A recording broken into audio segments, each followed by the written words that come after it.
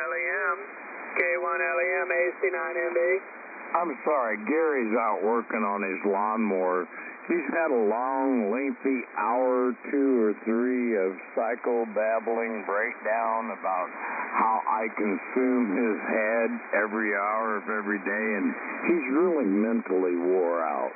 But I'll let him know you were calling for him there, Joe. Dan, you sound, what have you been doing today, Dan? You sound either drunk or stoned. What's going on, over?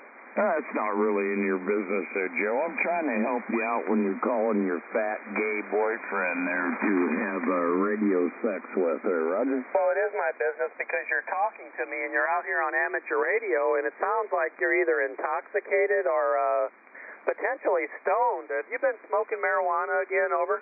I don't know, Joe. I'm going to leave that up to you since you're such a specialist and a psychological wizard about other people's behavior. I'm going to let you determine that on your own there, Joe. But Gary's not here right now. Would you like me to leave him a message? No, I don't need you to do anything for me because, I know you would screw it up. You're basically unable to even accomplish the most basic task, like stay sober or stay not high on weed today. You failed at both of those, over. Okay, well, Joe, I'm glad you have your blood test and your little blow thing there. I'm sure you have your blow thing. That's one of your fortes. But I'm glad you have your breathalyzer handy and your blood test so you can make that evaluation over the air. You're doing a really good job, Joe.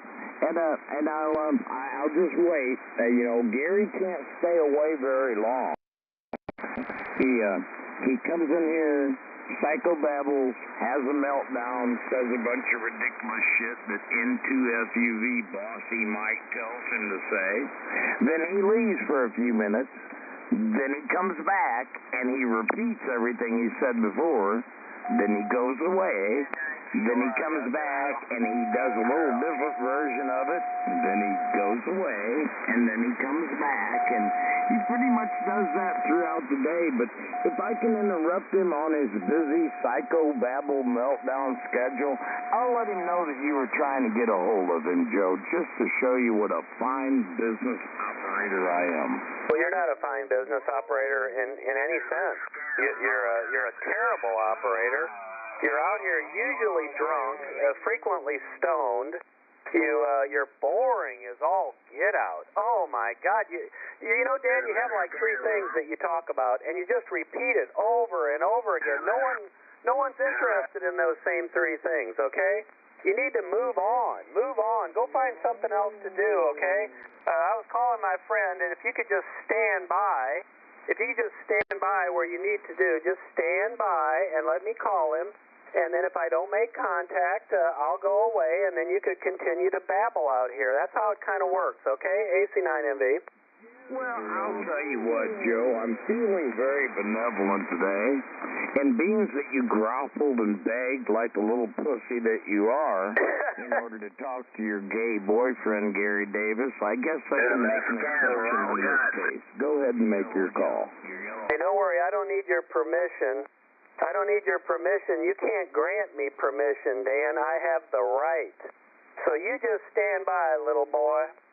Anyway, K9RSY, K9RSY, AC9MV. You were doing real good there, Joe, till you got to that little boy part. Yeah. I think you injected that just to try to antagonize me, and I will tell you that congratulations, you've achieved your goal. Yeah, but the world antagonizes you, Dan. It's not just me. It's the world. I didn't quite catch it, Joe.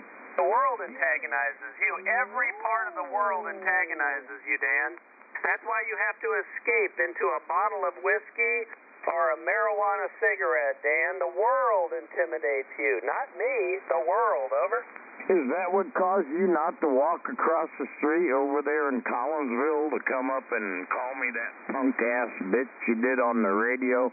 You claim that you were saying it to my face on the radio, Joe, but I didn't see you running across the street there to the Collinsville Ham Fest and do what you threaten to do on the radio, Joe. You know, you're very inconsistent with your accusations, Joe. You need to kind of look back and do a review over the stupid shit you said on the radio and evaluate it before you come in here and try to play like you're a person.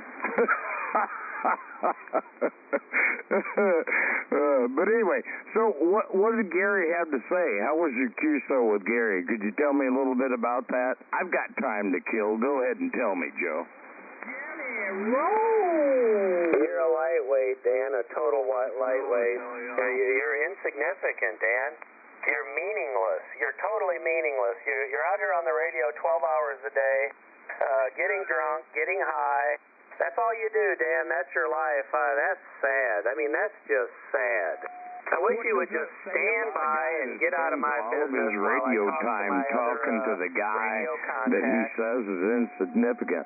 Let's see, if I'm insignificant and I'm not worth talking to, K9RSY. I'm drunk and I'm a drug addict and all this other stuff, why is it, Joe, that about 98% of the time you're making all your references toward or about me? You know, if I'm such a bad guy and I am such a poor amateur radio operator, I would think I would be the last person that I would sit here and have a lengthy QSO with like you're doing right now. No, I'm not having a conversation with you, Dan. I'm talking down to you. Don't you understand that? Over? Oh, you're talking down. Well, then, all right, why would a person that is as smart as you claim you are spend their day after day after day talking down to a guy that you don't want anything to do with? You know, that says a lot about your judgment and your character, Joe. Well, I have a good judge of character, and you don't have any of it, okay? I was trying to call my friend, and you butt in. You could have kept your mouth shut, Dan. There was another option there. I'm quite sure that even your small little pea brain could figure that out. There was another option. You could have kept your lips bolted together for about, 30 seconds. I would have made my call, and if he wasn't there, I would have gone away. So there was quite another option, Dan. You're lonely. You're out of gas. You're doing whatever you do to keep yourself somehow motivated to listen for another couple of hours, whatever that takes, drinking or smoking, whatever you have to do. But you could have just kept your lips closed and let me make my 30-second call, and then it would have all been over with. But you can't do that. You see, you think others have some sort of requirement that you have to bless them out here. You don't have any right to control anything out here, Dan, other than your station. So you could have avoided all of this just by keeping your mouth shut. So hit the road, K9RSY, AC9MV. Okay, well, it's 2:48 p.m. right now. You say that you require 30 seconds of time to make your call to K1LEM. Am I following you correctly there, Joe? Jelly roll. Joe, are you still there? Hello, Joe?